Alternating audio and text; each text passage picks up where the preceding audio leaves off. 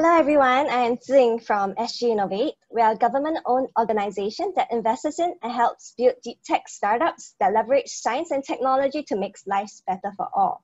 One of the ways in which we help these startups is through seeking and matching them with top talent and motivated students through our Summation and Infinity programs and Talent Marketplace. We also help build deep tech talent through world-class learning opportunities and workshops. For some house rules for today's event, during the webinar, if you have any questions, do feel free to put them in the Q&A box at the bottom of your screen. And we do ask that you help to upvote any questions that you want our moderator, Veron, to ask our panels. Yeah, today's topic is one that is close to our heart as we dive deep with our diverse panel of deep tech leaders and supporters, Adrian, Director of TESA Program at IMDA, David, the VP of Tech at Nedal AI, and Yan Xian, an ex-apprentice for NDR Medical, as they share their experience in working in deep tech, the necessary skills and teamwork, and the drive for a meaningful purpose. To get started, I'd like to invite our moderator for the day, Veron Phua, the Director of Talent Networking at SGInnovate, to take the stage. Veron, please. Thank you, Zing. Right.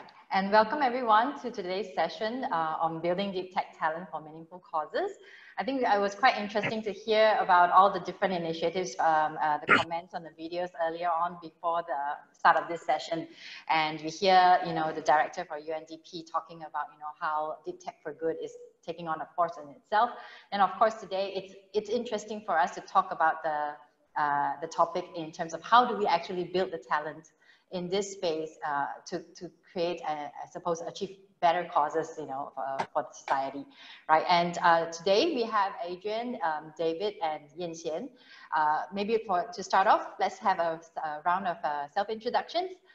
Maybe Adrian, you can start us off, and then maybe you can share a little bit about, what's the most meaningful deep tech application you have actually seen, Right. Okay, my name is Adrian. I'm the program director for a national initiative called Tech Skills Accelerator, or TESA, TESA for short. And this initiative was set up sometime in 2016, and it's really to help boost outcomes in terms of employability and employment for the ICT profession. So it is co-led by the Infocom Media Development Authority of Singapore, SkillsFuture Singapore, and Workforce Singapore. And well, since 2016, we kind of benefited about over 100,000 Singaporeans, about 6,000 companies through our network of training partners, which include SGInnovate. And yeah, so that's basically a nutshell what we do. In terms of meaningful applications in deep tech, I will have less contact than Veronica within the deep tech community. But for those that come across, and there are 14,000 innovative tech companies in Singapore, by the way. I'll maybe mention one that's common to SGInnovate and IMDA, that's vSense. It is one of the company under our accreditation program, which then gives them green in the procurement to government demand. And so imagine you're watching a video online. The AI engine can recommend you the dress that you see in the video, or a similar dress that is a kind to the one that you're watching the video, to the online retailer. So that this can be used for targeted advertising.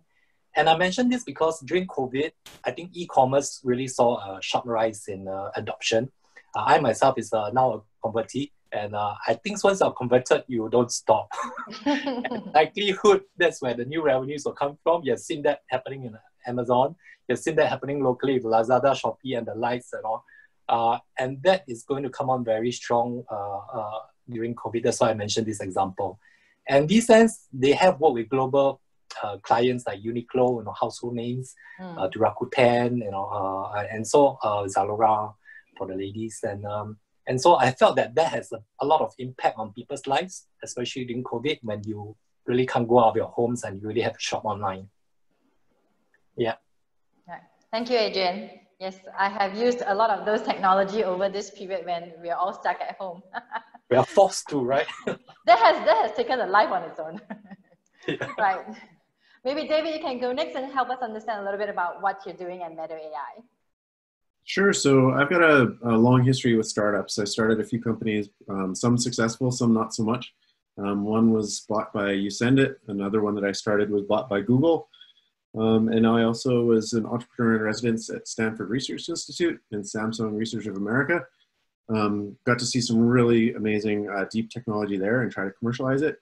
And then in terms of like one of the coolest pieces of technology in deep tech that I saw, it would have to be, I was exposed to Siri, the underlying technology that drives Siri on everyone's iPhones, and looking to advance that to do more of anticipatory computing. So instead of just providing AI in response to requests, to try and think of things that users might want without even asking for it. And so that's kind of one of the next phases in consumer AI. And looking at kind of the cutting edge of what's going on there at SRI was pretty cool. And at Meadow, I think we're building some pretty amazing technology around ultrasound AI and basically interpreting ultrasound scans automatically to provide diagnoses for common and critical conditions. So that's me kind of in a nutshell on what I've seen. All right, thank you. Sounds very interesting, all the different developments in the technology space. We'll come back to you and hear a little bit more about what those talents going to look like to be able to help you build those technology. Yeah. And Yan Qian, you are the youngest of us all, our new apprentice, right? Okay, so give us a little bit about yourself. Okay, thank you, Veronica, and thank you everyone for joining us today. I'm Yan Xian. I'm on to my final year at NUS. I'm doing mechanical engineering and computer science, and as Veronica shared, I was an apprentice with SGInnovate summation program. And I think pertaining to the application of deep tech, it cuts across diverse fields, but the application that would be most familiar to me would be the one that I was working on at the SGInnovate summation program. And I was an apprentice with NDR Medical Technology, which is a Singapore startup that is involved heavily in medtech. So what I was working on, we applied both AI and robotics to automate needle targeting for the detection and treatment of lung cancer, and potentially well beyond lung cancer itself. So that was a taste of deep tech application that I was grateful to have been a part of. Right. Thank you. Sounds pretty interesting to be working on this kind of technology, when you can see what's the potential impact to society. Yeah. I think one of the key things that we wanted to talk a little bit more about, because there's this movement and this drive towards this for good factor, using deep tech to create greater impact for society, more meaningful causes as we come back to it. One of the research has actually shown that, from a study from Society of Human Resource Management actually shows that 94% of the millennials actually want to use their skill sets for this, right? I think maybe it's for us to really understand what does meaningful causes or this desirable job look like from their perspective. So maybe Yansen, you can give us a little take about, what actually pulls you to this kind of roles? What are the things that you're looking for? Right, I think these sentiments definitely strike a chord among millennials. In the sense that personally for me, I wish to pursue a work that meaningfully contributes. So what this means is actually unique to each of us, I believe. So however you define meaningful would be unique to your lived experiences and your personal stories and your journey in life thus far. So I cannot answer on behalf of anyone else, because how you would define meaningful contributions and meaningful life would be unique to each of us. But personally for me, I would want to work on to contribute meaningfully to a progressive society where I can contribute to this progression towards an inclusive, kinder society that is not only benefiting to the people around me, but also rather to, for example, the less privileged communities, to ensure that everyone, all communities involved are able to progress equally and together as one united community and society. And this may manifest in multiple potential forms. So it can be working on deep tech, but it definitely a meaningful job or meaningful career is not limited to technology or deep tech. So more importantly is where you go to work daily with the strong conviction and vision that you can envision and see how you're contributing towards this progressive and more inclusive, kinder society, not just for us, but for all communities and all members involved. So personally, to me, that's what I hope to contribute towards. Right, thanks. I think it's quite interesting to hear that, you know, it's not just limited to deep tech, even though this is the field that you're in right now, exploring how your that technology can actually help. But it's good to broaden that definition in that sense, right? Maybe coming back to the topic about, you know, what we are looking at in terms of meaningful causes. Do we see, maybe from Adrian and David, do you all see a difference between what millennials are looking for or the existing, you know, current workforce that are kind of like, what do you call them, Gen Z or baby boomers? You know, I mean, you've all worked with different levels of people, right?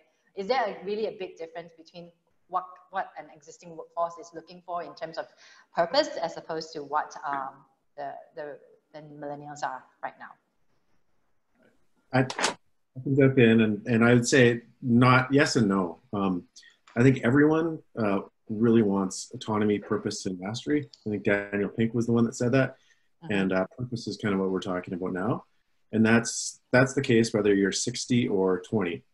I think maybe what's different with millennials is that that millennials typically are maybe more aware of all of their other options, whereas someone later in their career is more established. Millennials are early in their career and they're happy to move around the job force, and so they're maybe more picky. And so I found when recruiting that it's more important to highlight those factors for millennials, just because they maybe realized all the options up there and they're not afraid to move around the job force. But yeah, I mean, ultimately, like, it doesn't matter your age, your generation. You're gonna want that sense of purpose for all of the reasons mentioned before. Right. Adrian, any take on that? Well, I would tend to agree with what the panelists have said so far. Maybe it is a bit cliche to put labels on people, but there is also some truth in that. So if you look at intergenerational differences, say somebody in the generation like mine, you grew up in an environment where you're told it's one career for life, one skill will last you for life, and it's why now we have a lot of programs and efforts to help mid-careers, experienced mid-careers 40 and above, to find sort of a second career or third career, because the mindset used to be there. And whereas for the millennials, the environment, the family environment, the peers that they study with, grew up in kind of a different modern society. There's a lot more emphasis on diversity, freedom, etc. Right. And that maybe affects a little bit of attitude and the way also companies market to millennials. So, for example, in the companies I interact with, you start to see either they are at the core a tech for good company, built for that purpose, and the cost and appeals to millennials, our fellow panelists here, and they love to join these companies. Or even the big companies started to have their corporate social responsibility charter doing tech for good. Right? So you have companies that say, I'll train 1 billion people in 2025 by reskilling them. You have others say, I'm a reading platform for all schools and libraries across the world. Then you have another company that says, I'll reduce food wastage in Southeast Asia. You know, so you connect wholesalers to F&B restaurants, for example. Acute hunger is a global issue, for example. So all these, they kind of appeal in their branding in terms of the culture of the company, but they also do more than that. I start to see them in hiring taglines when I work with HR firms. To appeal to millennials, they have to say things that I'm not just a tech company, I'm solving the problem of 1 billion transporters. So these are I think there's some shift in the way companies are adjusting to so-called their perception of the needs of millennials. Whether fundamentally there's a key difference between millennials and so-called another tech professionals, right. I think it's quite subjective to the person in the environment that he grew up in. Yeah. So I thought that's a great point, because one of the questions that I had was, you know, how does a company, if they're not doing specifically, like you talked about retail VSense just now, right? And if they are not specifically in like, heal the world kind of a sector, how do you do do good, while you're still doing the deep tech space? And yeah, it's interesting to hear you say that, they're actually doing a lot more like the kind of corporate social responsibility and extending beyond. And I would say it's exactly what David said, I don't think, I'm definitely not millennial, but I wish, I don't look that age, but I suppose the main thing I would say is that it does appeal to me, even as an older workforce, member. And when I look for a company and say, hey, what's your company trying to do, and what's the impact for society, even if the main line of the business isn't really in that space, that does appeal to me as a individual, right? And it makes it more of a selling point. It's like Google doing that 3,000 training now with, is it with Tessa? Yeah. Yes. Sorry, yes. Yeah. So yes, so this comes into another thing that companies do branding, and sometimes it's workplace branding as well as the active participation in online communities, how they reach out to the wider ecosystem. By doing this kind of ecosystem services, it feels good to be part of that workforce, part of that company. And we are very grateful. We announced 2 days ago, Google helped us to create jobs and skills opportunities for 3,000 people, 600 in jobs, and then 2,004 in skilling opportunities that can be placed. Those skills will increase your employability. You can work in all the ecosystem partners of Google, for example, in media companies, or even in actually companies in any industry. Right. Yeah, and I think it's important because, like David said, we don't really have. The purpose doesn't just belong to the millennials, and it's really for everyone. It's how we engage them, and how we actually pull them together and do that. Having said that, maybe David, you can share a little bit more about, what kind of attributes do you look for? You've worked with all these different teams, right? Is there any difference in qualities that you look for when you're saying that I'm looking for something, I'm looking for a talent that we want to hire to build something great, build something great for society? Yeah, I would say, there's a million and one different attributes that you're looking for, but the ones that resonate maybe most with me are, one is curiosity, because the market and technology is evolving so fast. If you're not curious, if you're not trying stuff for fun, if you're not reading papers and becoming very well a breadth of knowledge, you're just going to be left behind. And so you have to be curious, and you don't have to be like, super experienced with everything, but at least curious to have an opinion about something. So when you're talking about, one type of network architecture, if you're a deep learning scientist and you're talking about one network architecture and comparing it to another, that you're thoughtful enough that you've formed an opinion on one versus the other, and can express that. And so I think those two things, are incredibly important no matter what stage the company is. What you're looking for is just this appetite to learn and to continuously learn and learn more, just because I said things are evolving so fast. And then especially with like early tech companies, an ability to communicate very clearly is incredibly important, because like I said, things evolve so fast, both in the market and within your company, that you have to iterate and move so fast. The communication has to just be top notch. And so with your first 20 hires, if you can't communicate with them like their family, you're just going to be, you're going to fall behind. So I would say those three things for me would be the biggest attributes early on, and they would trump, any sort of potentially like credentials in school or any honors awards or those type of things. Right. Okay. So we hear. Yeah, Adrian, sorry, go ahead. Because I saw a question and it's kind of related to what David also just said. Somebody asked, how do I get started if I don't have a background in AI, for example? Is it too late? What David said in terms of what companies look for is also what I've seen in successful CVs that are accepted by companies. So some of them might not have 100% the skill sets needed in the job description that's put up for hiring by the company in our programs. But what I've seen that's gone through is some people do write a cover letter to say that in a show of my efforts, I've taken up these courses online, whether it's AI boot camps or whether it's a coding course. They show that they are willing to put in effort, they are willing to learn, and they have that passion. And the companies tell me that this kind of attitude, on top of your hard skill sets, we can train you. But that kind of attitude and the mindset is hard to train. And therefore, if you can demonstrate and manifest to me that during the interview or cover letters, I'm all ready to accept you. And so to that question, yes, we have programs and opportunities. Can go to imtalent.sg website for opportunities. Our partners like AS Singapore has a lot of programs also for non-ICT professionals to get a head start in AI programs. Yeah, so all those opportunities are listed on our website, as well as on SGInnovate program website. Yeah, and I would just double down on that and say that the most impressive thing I see in resumes is when someone says, I built this project and it was done in a week or a weekend, and I learned Flask and I learned this type of deep network, and it's not perfect, but it works. And that is to me more impressive than saying you got straight A's in yeah, totally right.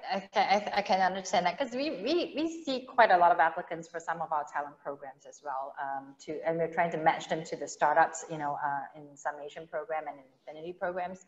And that's one of the key things that we look for at the same time. What's the application that you did outside of your academic world? If it's something that's required of you to study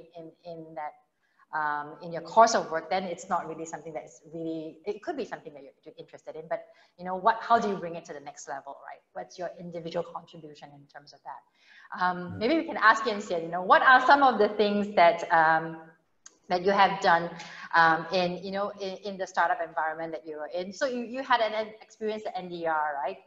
NDR Medical, right? So what was it like for you as a young student going into a startup for the first time, and what would what was your takeaway? What have you learned? Okay, perhaps to provide the context, which I think also answers the question on whether you need prior relevant experience. So my personal journey is that I started off with only mechanical engineering as my core major, with zero experience in computer science or programming. So as David and Adrian has already shared, it doesn't matter whether you have had prior experience, but rather that willingness and the drive to learn is what would push you and would allow you to propel yourself forward. Because even for those that have had prior experiences, you can never stay stationary given the rapid pace at which technology is advancing. So do not ever limit yourself or discourage yourself from exploring and trying new things and learning new knowledge, because even for us who are already experienced, we can never cease to continue learning on a daily basis. So never limit yourself, just put yourself out there to explore the interests or passion that you have. And if these are in deep tech, then but please do not limit yourself and believe in yourself. Just start exploring, and then you never know where that may lead you. So going back to Veronica's question, this was actually my very first experience working at a startup. And I was very excited to be immersed in this culture of startup, because I think there are lots of areas for learning. So this may range from the rapid pace of innovation in which my startup conducted. And it may also range in the this culture or this spirit of rapid trial and user testing, trial and error.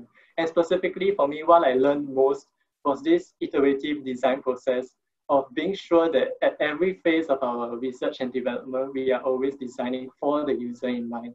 So we never cease to continue working with the users on the ground and then make iterative changes throughout our design process.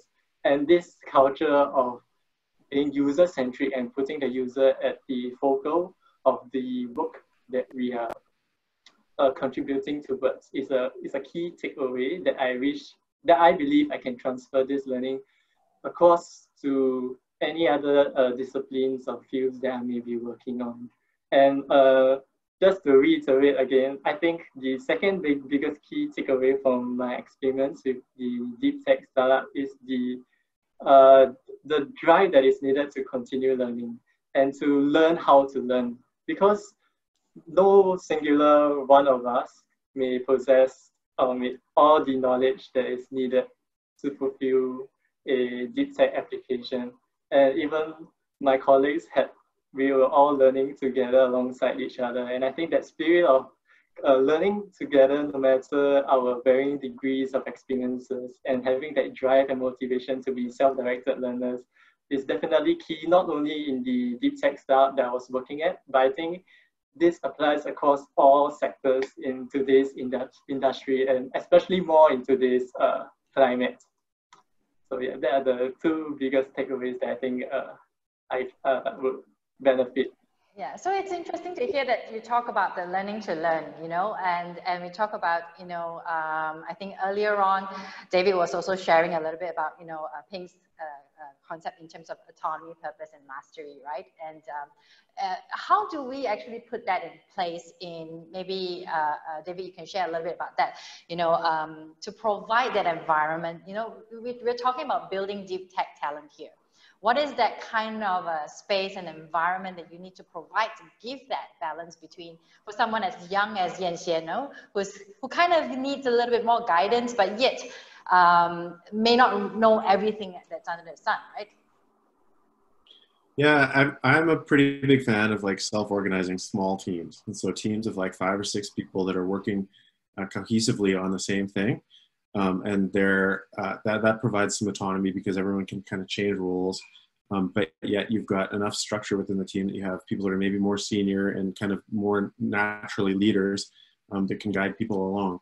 And so from like a structural perspective, I think those type of teams have worked well from my perspective, as opposed to like a really top-down focused team. And so you're having small self-organizing team that own the products or own what you're trying to build, can make decisions on their own, provides that autonomy and, I mean, in a way, purpose too, because everyone knowing that they have that role and having that power in and of itself is a form of purpose. And as long as you have people within the team that are, of kind of the natural leaders and almost mentors, that's a structure that I've seen work really well.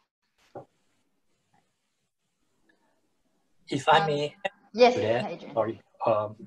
I think I concur with, there's nothing based on the job training, right? So whether you train in a 5 or 6 man team, that really gives you practitioner skills.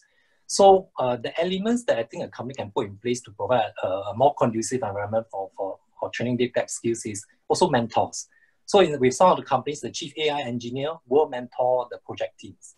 And that is the second element. Do you have live client projects where you actually can train the skills instead of just talking on paper? And that really speeds up the learning curve a little bit, but you're guided by your peers in the team.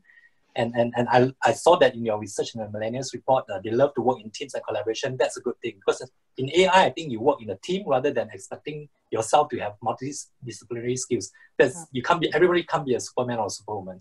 So learning to work in a team, learning from projects, learning from mentors, and even having the HR pastoral support is important. So those are the elements we put in our programs to companies to say that. At the same time, you also have your HR coaching and support as you go through this on-the-job training.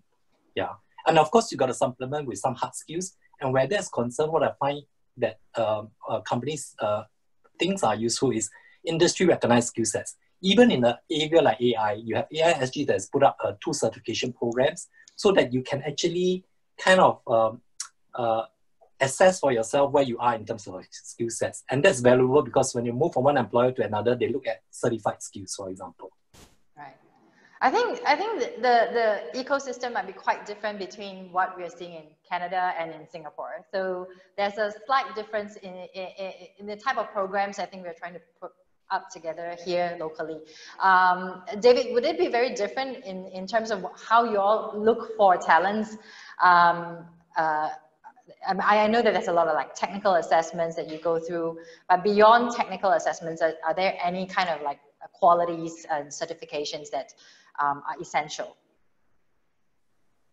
Yeah, I mean, obviously like a certain amount of training, depending on the job. Like if you're looking for someone to work on your AI team, set of skill sets and education that you'll need. But like I said before, it's really more about what you've accomplished and what you've built. What you've practically done is much more impressive than that. And it's also because, another element is that this is kind of a mantra that we always have, is that done is better than perfect. And the tendency in AI and in deep tech is that people by nature come from an academic background, and you strive for perfection. You strive for like your algorithm to be 99.9%, and you'll fight tooth and nail on a paper to get it from 88.1 to 88. Yeah, we see that. Right, and so in the product world, in the consumer world, that percentage won't make a lick of difference.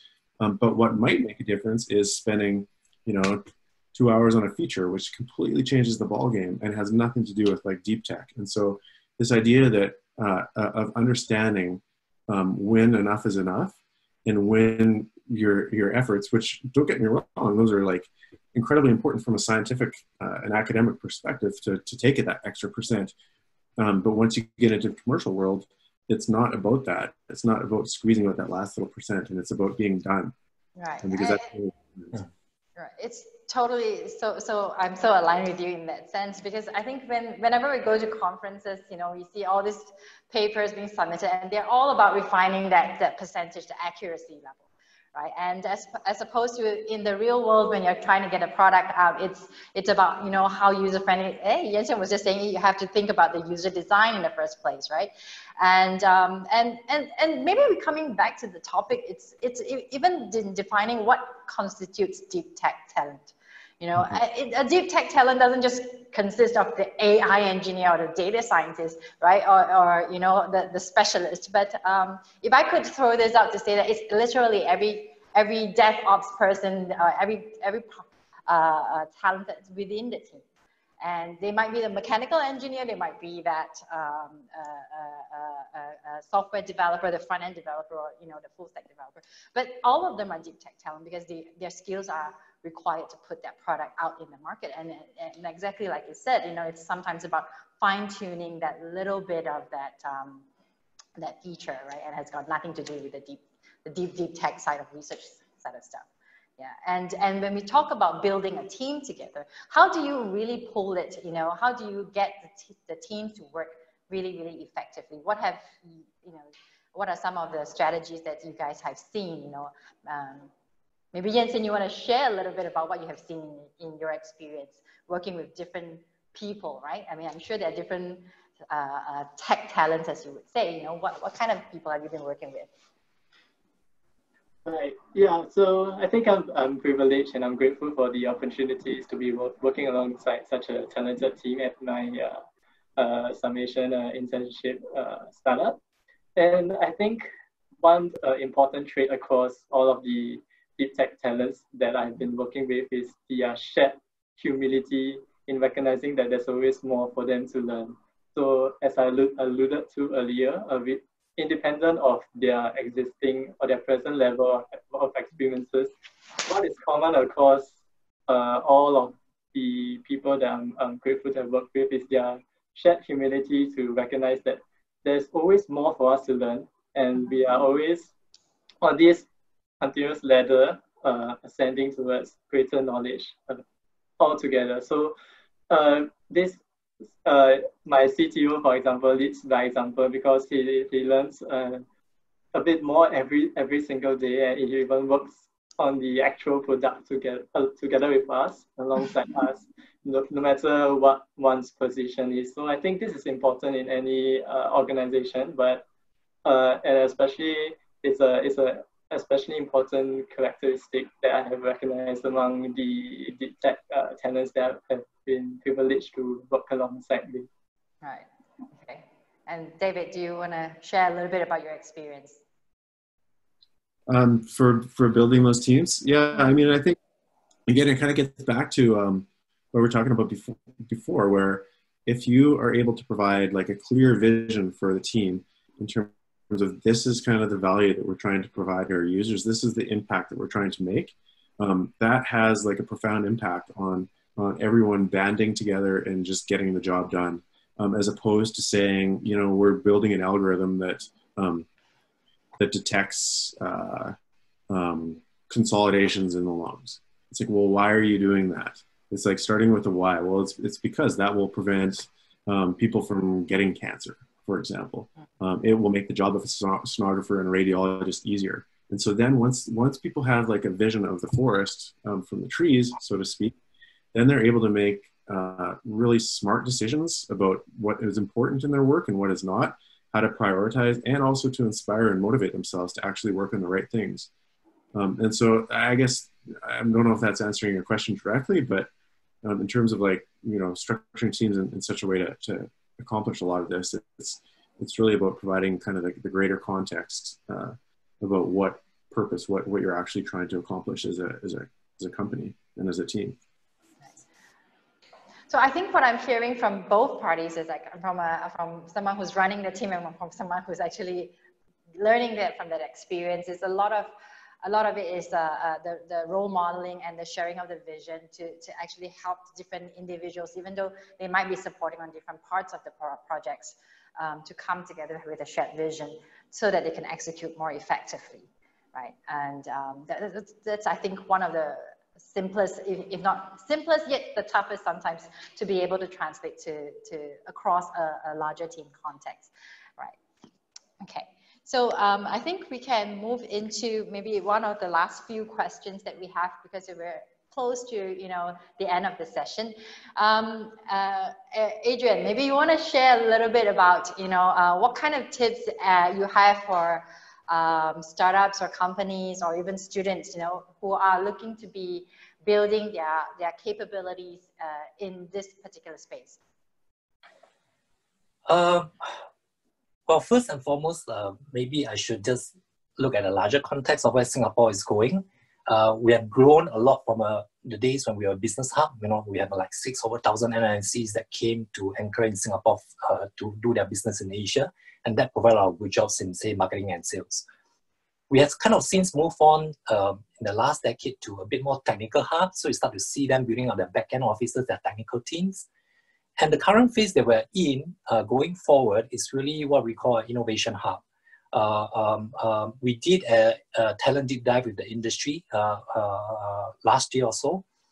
And in moving into this vision of innovation hub, you start to see a lot of them building up innovation centers and product centers in Singapore.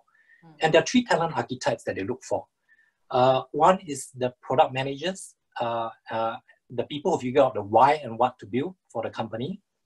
You have the engineering team who figures how and at what cost to build the product for the company. And then there is another pillar that you don't see in all companies, which is R&D pillar. So you do have a research pillar that deepens the capability, whether it's of the existing product or looking at how do you better that product. These talent archetypes manifest themselves in terms of job opportunities for individuals. So I'll encourage people to really, either you build product knowledge, you need to have market knowledge for that as well. You need to know how to scale the business. And your problem statement, if you go for interviews with such companies, they'll ask you, how do you sell to the first 100,000 customers? And they'll like to see how you analyze that and solve that problem. For the engineering, you really need to focus on deep software skills. Whether in AI, whether in cybersecurity, whether in IoT or cloud or 5G going forward. I think those skills are deeply appreciated, and it can only be honed repeatedly through many projects, through on-the-job training, that you get better at it. And the last one, R&D, of course, that helps a lot when you have some research background as well. And when we're talking about deep tech, I think a lot of the technologies and knowledge are research-driven or patent-driven as well. And that will be useful. So you got to see yourself which kind of talent archetypes you belong to, and chart your own personal journey in that pathway. Where the government comes in to help is our various partnerships with various companies to provide these opportunities for on-the-job training and skills training. And then I think we have it in the chat window, or the URL links to those opportunities. But first and foremost, I would say you need to know where you want to build your career. They must have that curiosity in that direction first, right? The right direction. Curiosity about nothing means nowhere. Right. Okay, thanks, Adrian. About David, any parting advice before we get to the questions, the Q&A segment? Sorry, I think you're muted, David. Yeah, sorry. Right. I guess I would just go back to the idea that a lot of people get intimidated from trying to enter the field because they lack the experience. And like I keep saying, a person should not be intimidated because they need a PhD in the subject, although that wouldn't hurt. But to get your foot in the door and And to start, I mean, we had someone that started with an undergraduate degree, and after a year had learned enough on the AI side of things, and is one of our leading AI developers, and is smarter than anyone on our team that's got a PhD or master's. So just don't be intimidated. It's stuff that you can learn on the fly, and just dive right in. Yeah, but it's interesting to see, because I think a lot of people have this perspective that it's really difficult to get into, you know, and there's this mental model block, if you would, especially if they've been out in the workforce doing something else for a long time, right? And, you know, any advice in terms of where to start? Yeah. You can start with watching the video of Kevin on our website. He was in sales and marketing, and he's now an AI consultant at AI Singapore. Right. And he's working alongside people much younger than him, but he has the tenacity, the attitude, and the skills training brought him through that journey. And he kind of recounted his experience on the video in the URL there. That will be a start to inspire you. That's great. David, anything else to add? No, I think it covers most of what I wanted to say on that topic. Right. Okay. Yin-Shen, what about your tips? Any tips to your fellow students out there who are trying to get into this space, or you know, what's the next thing that they should be doing? Yes, I second what David shared. So to put things into perspective, a computer science degree, for example, that spans 3 or 4 years, in the context of lifelong learning, is actually not that long. So I don't think you should feel constrained by this notion that you must have a degree in order to pursue deep tech, because in this era of lifelong learning, 3 to 4 years is really a very short time. And given how knowledge now is democratized, it's not confined to this box of a degree, because there's so much more knowledge out there, and you shouldn't feel constrained or restrained by having to have a degree in order to pursue deep tech. So more importantly is to be sure and self-aware of your interests and passions. And if this happens to be deep tech, then do not hold yourself back from exploring and learning new things. And this also brings me to my second point on learning. So it's very important to learn much more, not only within your discipline, but also far beyond. Because I think, I'm not sure if the participants viewed this video earlier before the start of this session, where I think there was this segment that talked about bias in technology that really struck a chord, because given how we often overlook that it's actually essentially people that are still behind the technology, and all of us have our own blind spots, and no one of us possess all the knowledge needed in any applications. And so given that each of us have our blind spots, it's important to continue learning not only within our disciplines, but also well beyond, to expand our perspective, to ensure that we try to unlearn these blind spots as much as possible. And also, importantly, learn with people from diverse disciplines, because as Veronica shared, deep tech talent does not involve just the software engineers, but for example, it will also involve the social scientists who ensure that our products are not biased against any particular minority or communities. So it's important to continue learning within a discipline, well beyond your discipline, and also to continue learning from other people, because I think every one of us brings our own experiences and our stories, our knowledge. So it's very important to have that drive to learn. And I think to end off, I think it's very important to, regardless of your interests or your aptitudes or your talents, I think it's important to apply them meaningfully. And I think that's the whole heart of today's session, is to apply your knowledge and your talents meaningfully to help make a difference in people's lives. And I think that really goes a long way. Thanks for that sharing. I think we're going into the Q&A segment right now, and I see that we have started to answer some of the questions. Top of the question right now, we have one from Matthew Yo that says, as an undergraduate, how do I start looking for companies doing meaningful causes? Adrian, do you have is there a government portal somewhere with all the meaningful startups or companies out there? Well, we don't maintain such directories, but I know there are various technical committees out there, and especially those in social enterprises space. Mm-hmm. But I'm not very sure what are the URLs right now off the mind. But I think there are pockets that you subscribe to all those technical feeds. You'll find them giving you some leads into those companies. Yeah, unfortunately I can't help there. But actually, I mean, sidetracking from that question a little bit, right? Yeah. But I think that sometimes when you look at the companies who are maybe in the startups or the larger companies, this do good factor, their purpose sometimes is not advertised so clearly and loudly. I mean, not everybody's a Google, right? It's like, I don't know how the companies kind of share that purpose out there. I think maybe somebody should create a portal somewhere. Yes, that's the next project for you. There you go. Come to think of it, building all these like good causes list. No, sorry, I think you might have it with Enterprise Singapore because they are in charge of startups. So I think there's a startup portal that you can go to. That's one place to start. Yeah.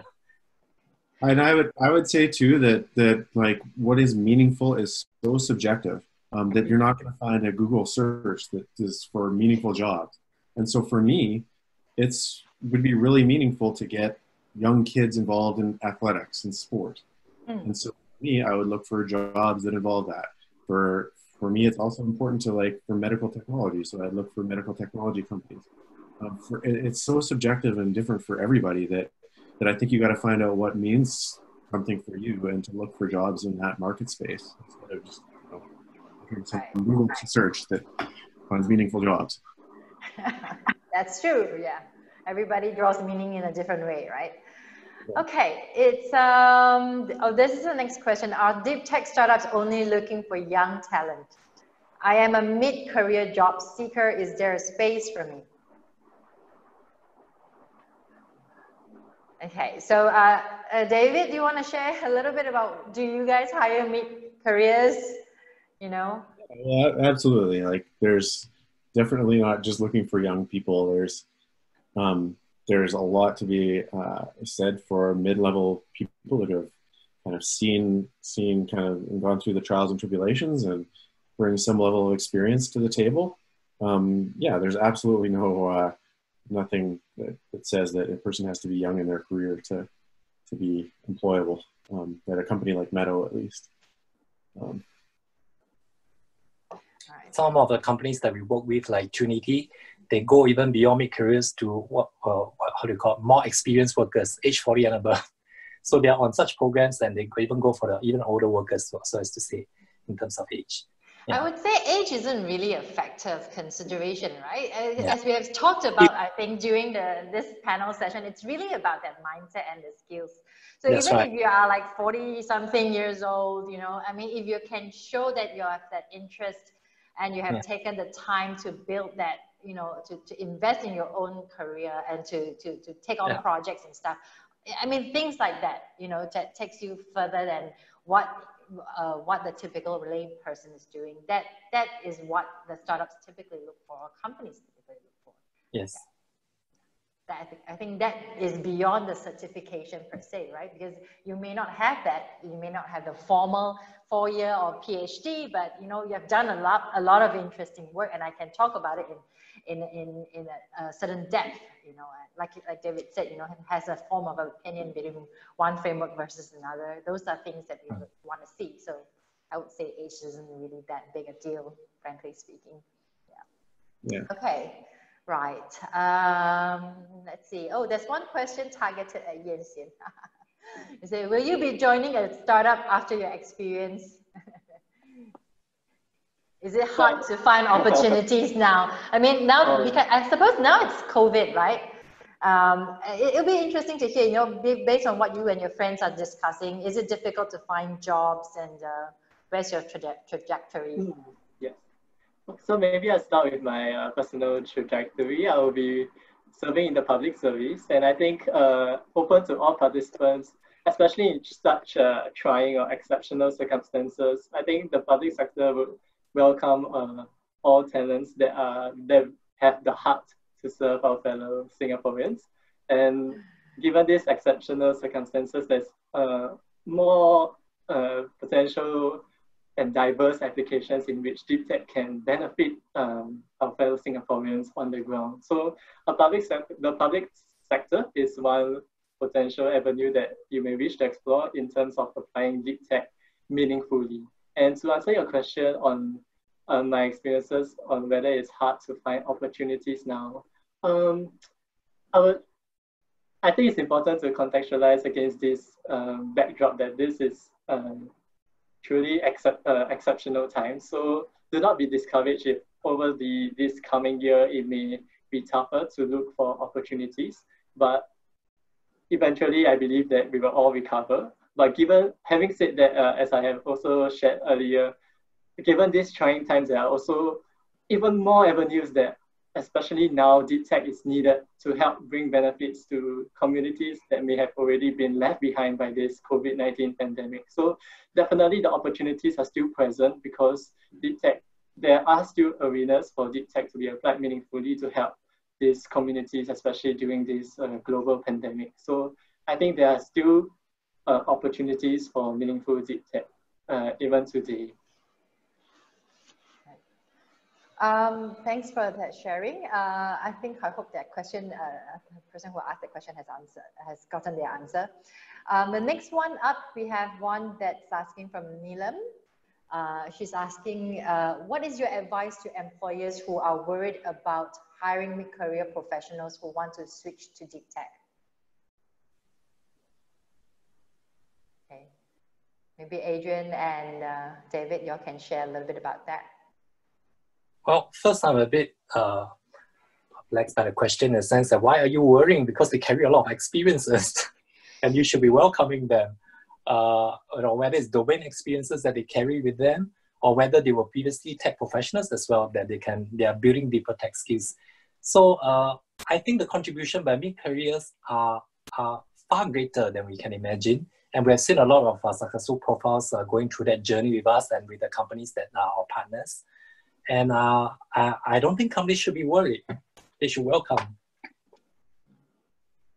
David, you want to add on to that?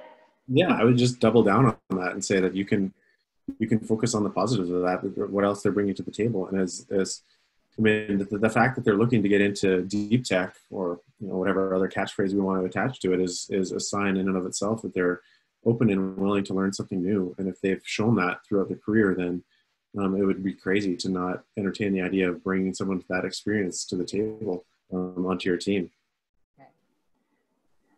And I think we were talking about this earlier on as well, is that everybody comes in with different skill sets, but we don't really expect one person to have everything under the sun as well. So it's always about a complementary to your existing team as well. It's like somebody brings in specialties in a certain area, and how does that bring that whole team up to a higher level, right? And as a team, what more can you achieve? It's never about just one person per se, as we're talking about building deep tech talents within this space. Yeah.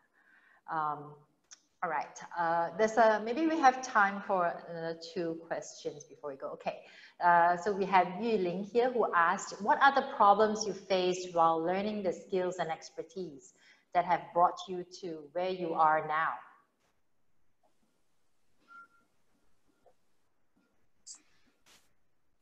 So I could quickly address that. I don't know if my experience is relevant exactly to the people that are on this call, but I mean, for me, starting several companies, you have to be really good at a whole bunch of different things, and almost a generalist.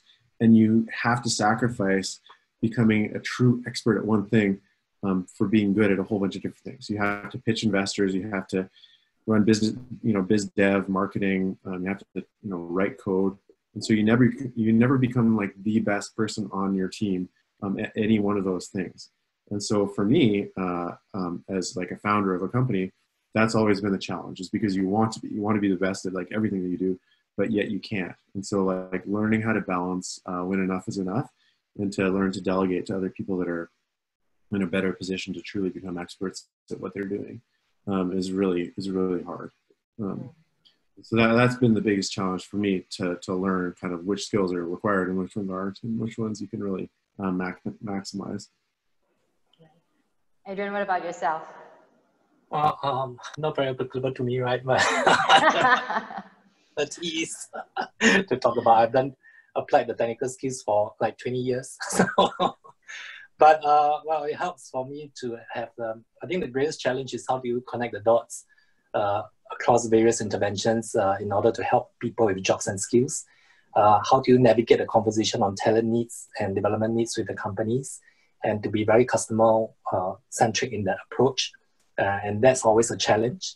The government has a lot of schemes and programs to help. Sometimes people do get lost in the pace of interventions.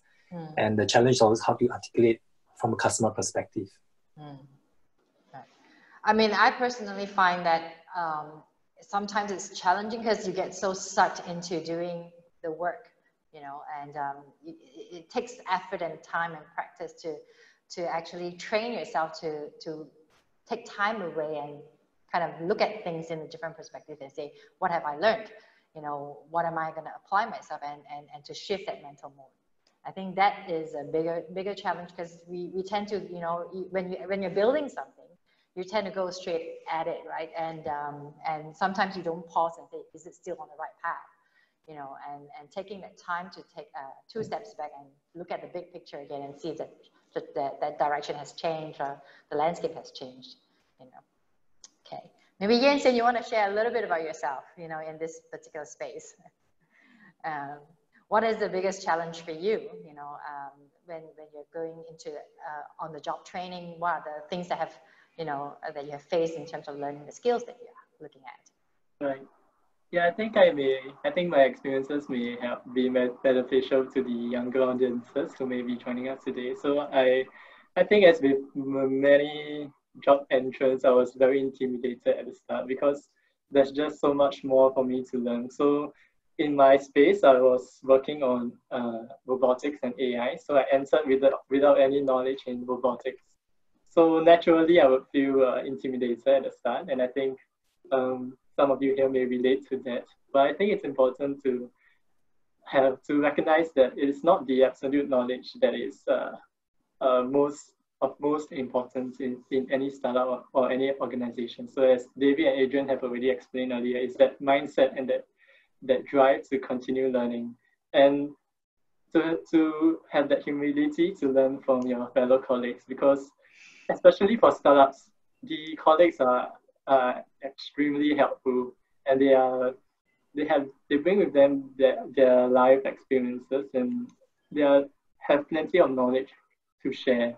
So I think most importantly is to not be intimidated right from the get-go, but rather to be excited to continue learning from such a diverse panel of colleagues that you'll get to work alongside. And this is how we all progress together, by sharing our knowledge mutually. So do not be hindered by your perceived lack of knowledge, because it's not the absolute knowledge that is of most important, but rather the continued and learning that is involved. And that is truly the most important, because even for my fellow colleagues who are already extremely well-versed in their craft, they never cease to learn daily, and they would remind me that is the only journey that brought them to where they are today, is that journey of lifelong learning.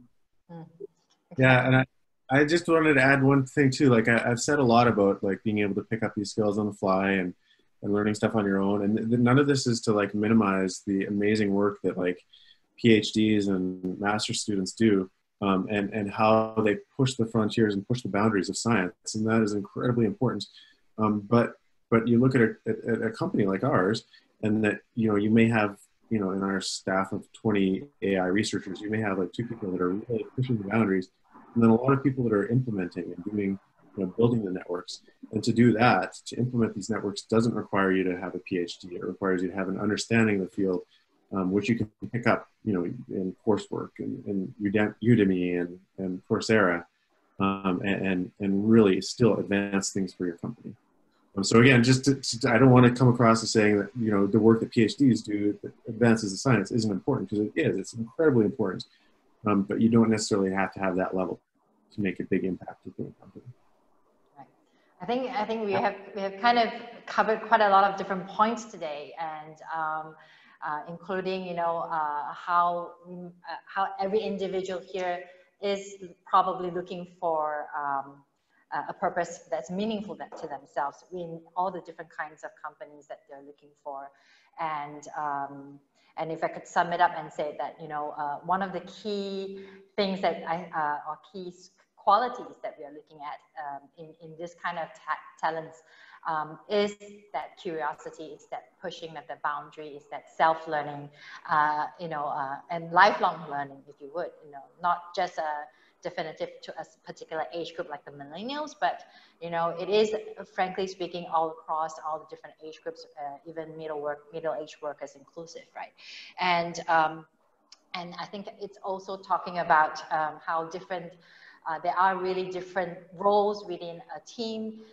We have the researchers, the PhDs, the masters, as individuals with that specialty in the research that pushes the boundaries, as well as all the different teams, supporting members as well, you know, that's building the networks and the technology and the features that brings us all this cutting edge technology in the marketplace today.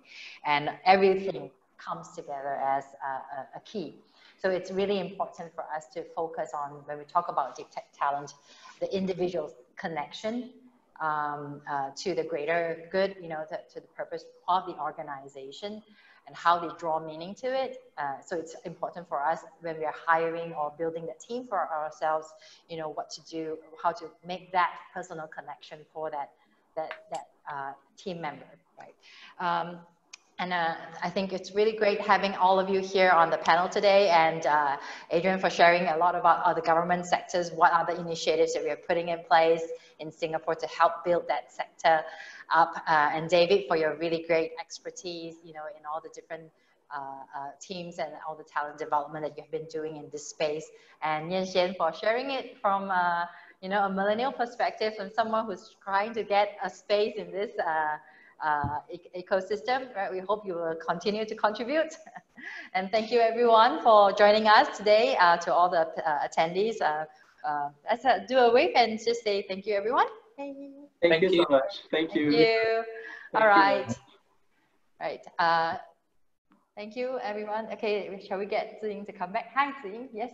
Okay. Hey everyone, I'd like to thank our speakers as well as our attendees. We had about 60 to 70 attendees staying through all the way till the end to now. So I'd just like to let everyone know that we'll be sending out a post-event EDM with the resources that you'll need, as well as a recording to today's session. So yeah, thank you for your time and bye. Thank you. Bye. Thank you very much.